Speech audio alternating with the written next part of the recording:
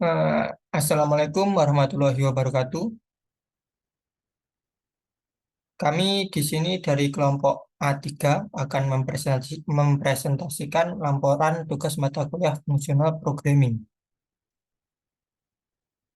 Pertama, saya akan memperkenalkan anggota dari kelompok kami. Yang pertama itu Christian Ken Wijaya dengan NIM belakang 3024, kemudian Anhar Muklis dengan NIM belakang 3034, Niswah Sofi Kamila dengan NIM belakang 3036, Sandra Rizky Pradika dengan NIM belakang 3038, Afif Rahul Abdori dengan NIM belakang 3044, Angelia Margareta dengan NIM belakang 3046, dan saya sendiri Amru Robi Ajiba dengan NIM belakang 3072. Yang pertama di sini ada daftar isi. Jadi bab 1 itu pendahuluan yang akan berisi pengertian function composition dan pengertian function chaining. Kemudian bab 2 itu pembahasan, di mana nanti akan terdapat permasalahannya dan penyelesaian, serta penjelasan mengenai source code-nya. Dan yang bab ketiga akan berisi kesimpulan. Baik, langsung saja kita masuk ke bab pertama, yaitu pendahuluan. 1.1 itu adalah pengertian function composition atau komposisi fungsi. Apa itu komposisi fungsi? Komposisi fungsi adalah cara menggabungkan fungsi sedemikian rupa sehingga hasil dari setiap fungsi diteruskan sebagai argumen dari fungsi berikutnya. Jadi, kita punya fungsi dan fungsi tersebut akan dijadikan argumen untuk fungsi lainnya atau fungsi berikutnya. Sebagai contoh, komposisi dua fungsi f dan g dilambangkan f dalam kurung g dalam kurung x. Jadi, x adalah argumen dari g. Hasil dari gx dilewatkan sebagai argumen dari f. Jadi, g dalam kurung x itu akan menjadi fungsi g itu akan menjadi argumen dari fungsi f. Dan hasil dari komposisi fungsi ini adalah hasil dari fungsi f tersebut. Selanjutnya akan dilanjutkan oleh teman saya.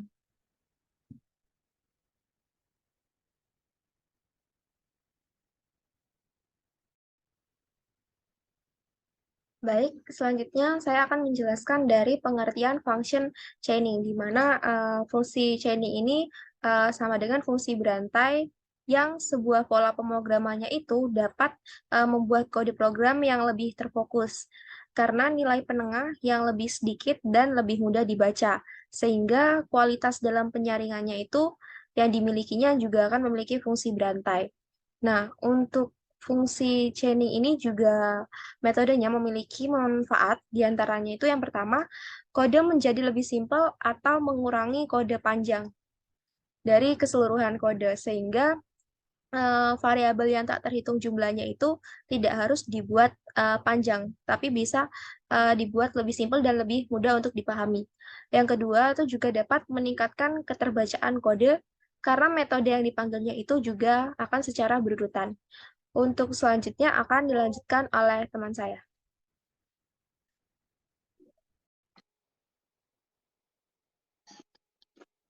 Selanjutnya akan dibahas pembahasan. Untuk yang pertama ada permasalahan, misalkan terdapat beberapa function seperti berikut. F1 sama dengan lambda x, F2 sama dengan lambda x, F3 sama dengan lambda x tidak 2, sampai dengan F8 sama dengan lambda x, dan terdapat suatu data yang disimpan pada suatu variabel seperti yang di bawah tersebut, yaitu data sama dengan dalam kurung titik-titik. Datanya kemudian diolah menggunakan fungsi-fungsi yang telah dibuat sebelumnya dengan tahapan R1 sama dengan F1 dalam kurung data, R2 sama dengan F2 dalam kurung R1, kemudian result sama dengan F3 dalam kurung R2, dan seterusnya. Contoh di atas ini memenuhi prinsip functional programming karena variabel tidak mengalami side effect. Namun di sisi lain, pendekatan di atas menyebabkan dibutuhkannya penggunaan banyak variabel yang sia-sia. Variabel R1 dan seterusnya digunakan untuk menyimpan value sementara yang dijadikan sebagai input untuk tahap selanjutnya. Penggunaan variabel yang sia-sia ini dapat dikurangi dengan menerapkan function composition dan function chaining. Menggunakan function composition dengan kode yang dapat ditulis ulang menjadi result sama dengan F3 dalam kurung F2 dalam kurung F1 dalam kurung data. Kemudian menggunakan pendekatan function chaining, kodenya dapat ditulis ulang menjadi result sama dengan XXXX dalam kurung data, dan F1, dan F2, dan F3. Untuk pertanyaannya, bagaimana menerapkan XXX, X, dan di Python? Kemudian penerapan di Python mungkin harus menggunakan konsep pemrograman selain functional programming. Namun bisa mungkin menerapkan prinsip functional programming seperti tidak ada side effect atau tidak ada flow control dan sebagainya. Kemudian bagaimana pendapat mengenai function composition dan function chaining di Python? Dan yang ketiga ada mengimplementasikan dalam bahasa pemrograman Python. Untuk selanjutnya akan dilanjutkan oleh teman saya.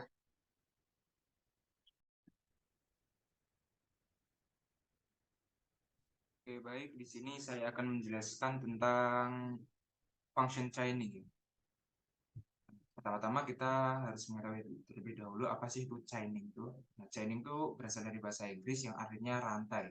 Berarti function itu diibaratkan rantai saling berkaitan satu sama lain. Jadi ada banyak function yang bisa bersatu atau sambung menyambung gitu.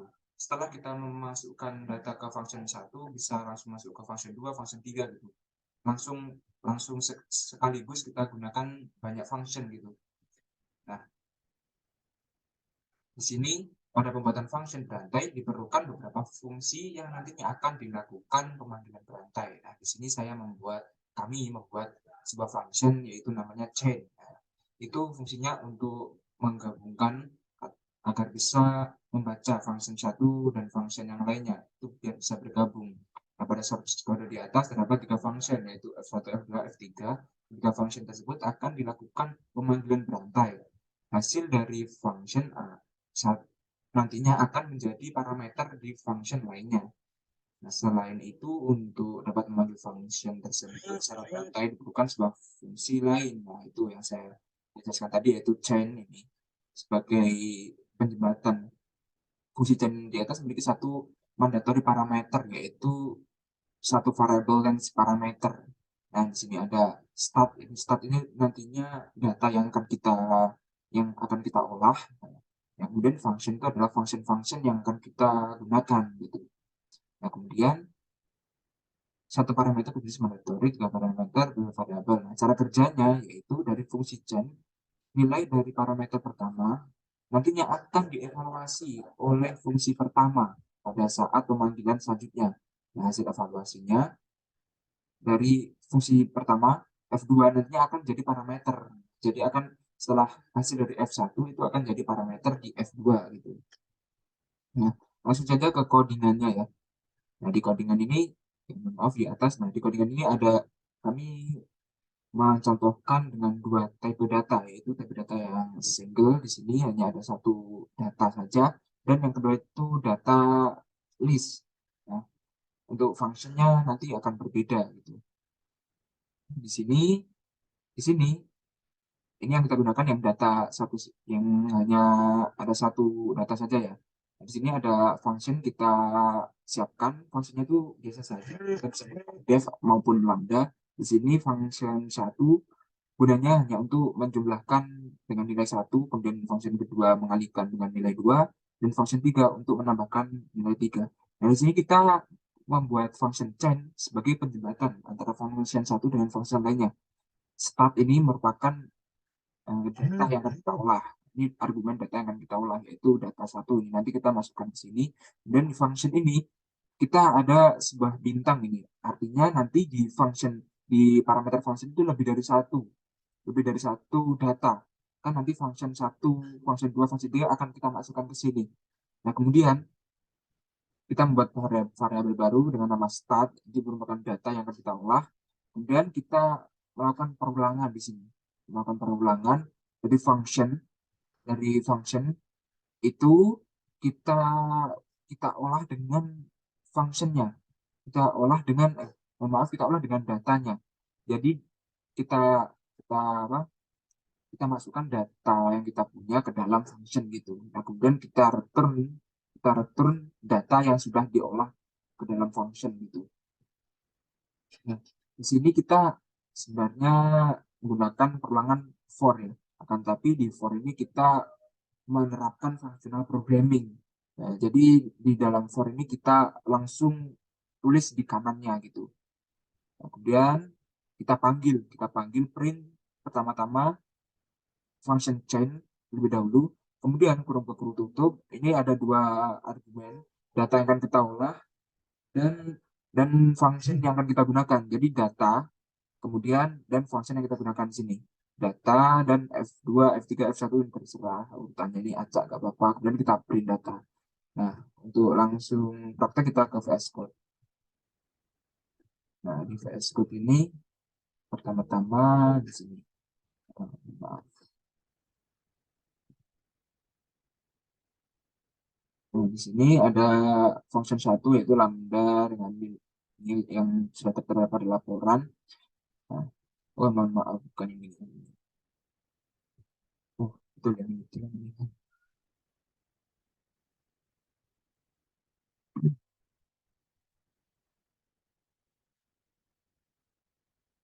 Oh ini ada banyak. Oke, di sini kita langsung saja bagaimana outputnya yang akan dihasilkan nanti. Di sini ada dua cara pemanggilan. Sebenarnya sama saja, tapi dua berbeda cara pemanggilan saja di sini. Maaf.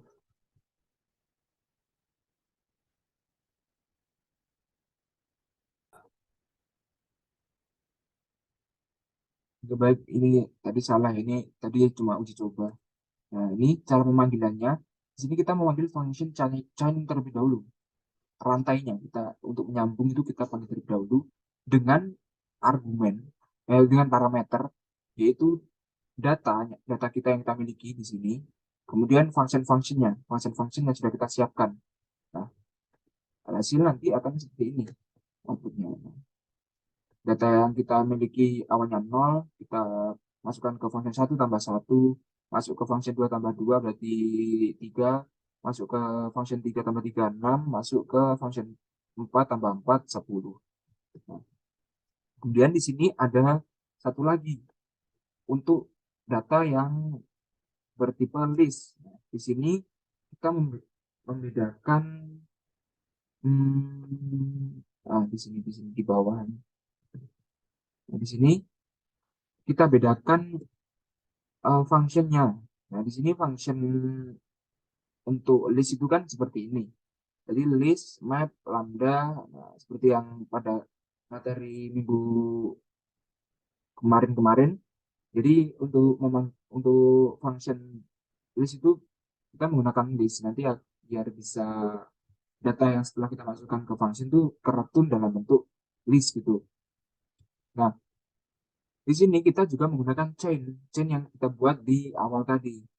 Nah, untuk menjembatani atau menggabungkan antara function satu dan function yang lainnya, yaitu add1, add2, add3, biar bisa bergabung. Dan cara pemanggilannya itu juga sama. Misal ini chain atau function chain rantai tadi, kemudian data yang sudah kita miliki yang berbentuk list, kemudian function yang sudah kita siapkan add1, add2, add3, add4, add5. Nah, intinya outputnya akan seperti ini. Nah, di sini. Di sini data pertama, data indeks ke 0 contohnya. Di sini kan 1. 1 masuk ke sini tambah 1 berarti 2. Masuk ke sini 4. Masuk ke sini 7. Masuk ke sini 11. Masuk ke sini 16. Nah, dan semua datanya sudah berubah ini. Jadi seperti itu. Nah, terima kasih nih. Data chain dari saya. Oke, lanjut ke teman saya.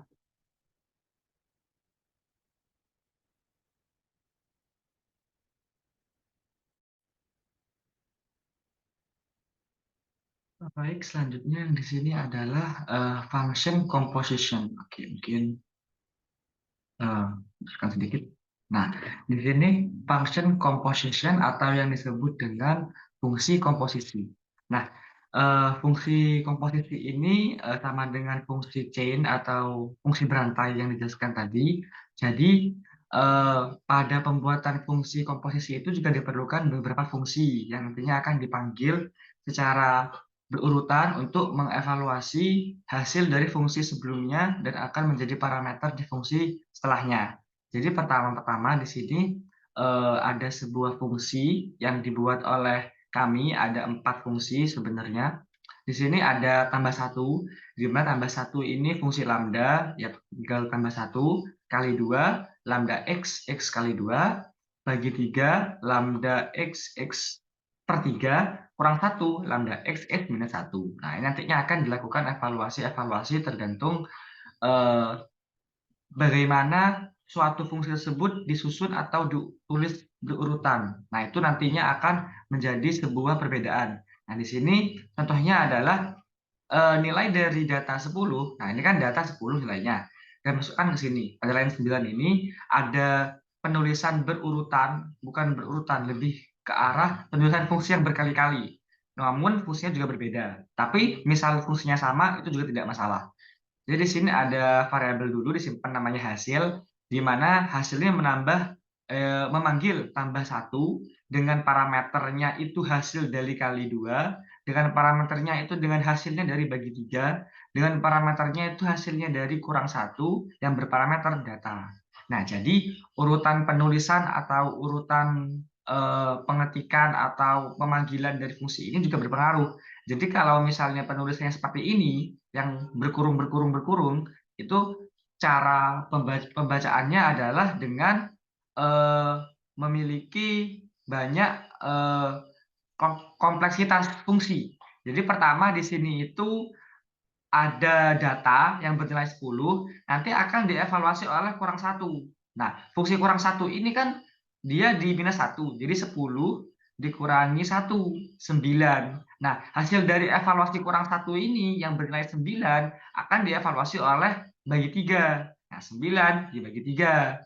Mungkin hasilnya 3 gitu ya. Nah, 3 ini selanjutnya akan dievaluasi lagi dengan kali 2. Nah, jadi 3 dikali 2, yaitu 6.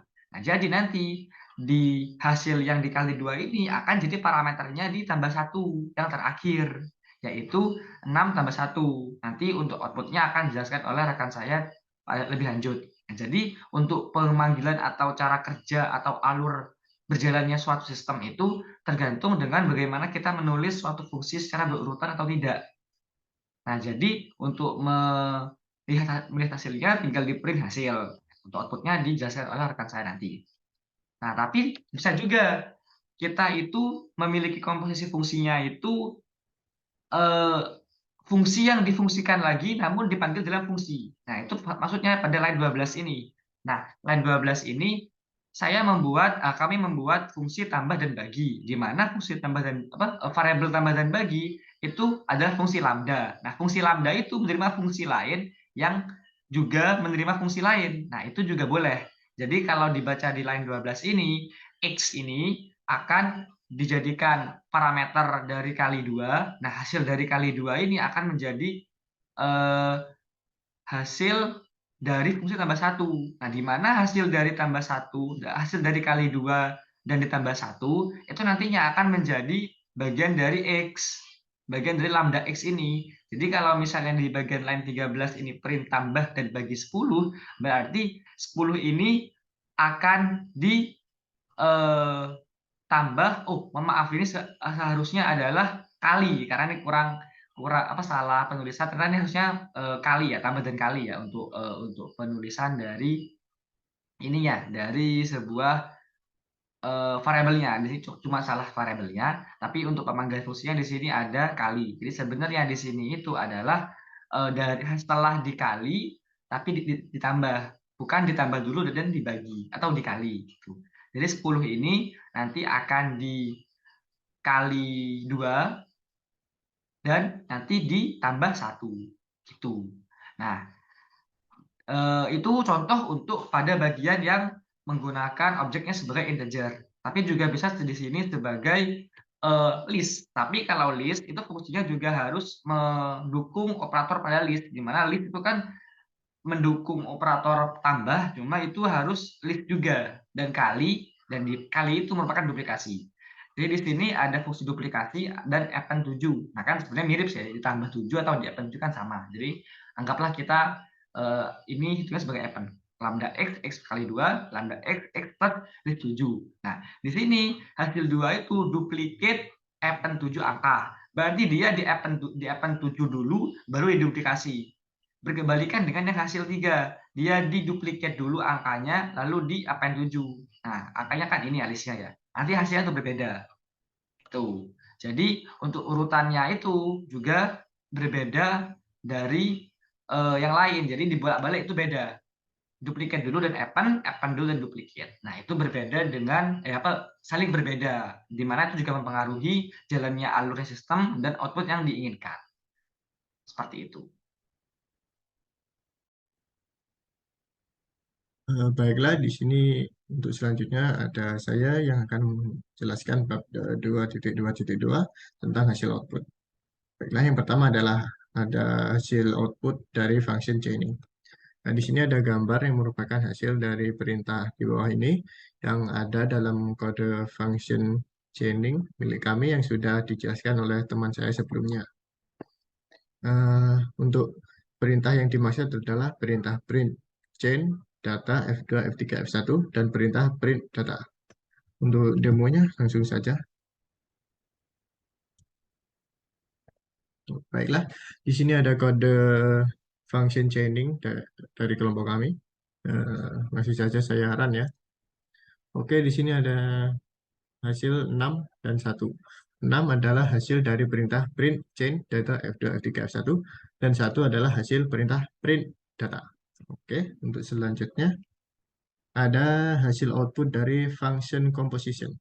Nah, gambar di sini ini merupakan hasil dari perintah di bawah ini yang ada dalam kode function composition yang sebelumnya sudah dijelaskan oleh teman saya. Untuk perintah yang dimaksud adalah perintah print hasil 1, perintah print tambah underscore dan underscore kali dalam kurung 10. Lalu ada perintah print hasil 2 dan yang terakhir perintah print hasil 3. Untuk demonya langsung saja. Nah, di sini adalah kode function composition dari kelompok kami. Sudah ada keempat perintah yang sebelumnya saya sebutkan. Langsung saja saya run. Nah, sudah keluar hasilnya. Di sini ada hasil 7.0 yang merupakan hasil dari perintah print hasil. Lalu ada 21 yang merupakan hasil dari perintah print tambah underscore dan underscore kali 10. Lalu di sini ada hasil yang merupakan list dengan isi 1, 2, 3, 4, 5, 7, 1, 2, 3, 4, 5, 7 yang merupakan hasil dari perintah print hasil 2. Lalu yang terakhir ada juga merupakan list ya yang berisi 1, 2, 3, 4, 5, 1, 2, 3, 4, 5, dan 7. Hasil yang ini yang terakhir adalah hasil dari perintah print hasil 3. Mungkin itu saja untuk penjelasan dari saya. Selanjutnya bisa dilanjutkan oleh teman saya.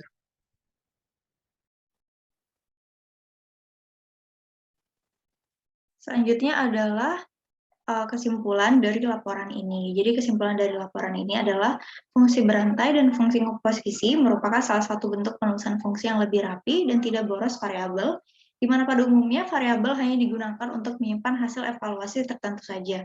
Jadi dalam menggunakan metode ini harus diperhatikan urutan pemanggilan atau penulisan dari fungsi-fungsinya, karena hal tersebut akan berpengaruh pada hasil dari evaluasi variabel dalam pemanggilan fungsi.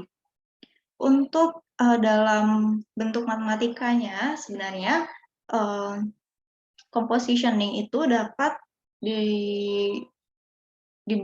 dijelaskan dalam bentuk F bundaran G dari X. Untuk penjelasan dari kesimpulan tersebut, bagaimana pemanggilan fungsi itu akan berpengaruh terhadap hasilnya. Jadi bisa kita lihat seperti ini, jika kita pertama memanggil fungsi F1, kemudian diikuti fungsi F2, lalu yang terakhir adalah pemanggilan fungsi F3, maka hasilnya akan terlihat seperti ini. Namun, jika kita mengubah urutan fungsinya menjadi seperti ini, maka hasilnya akan berubah.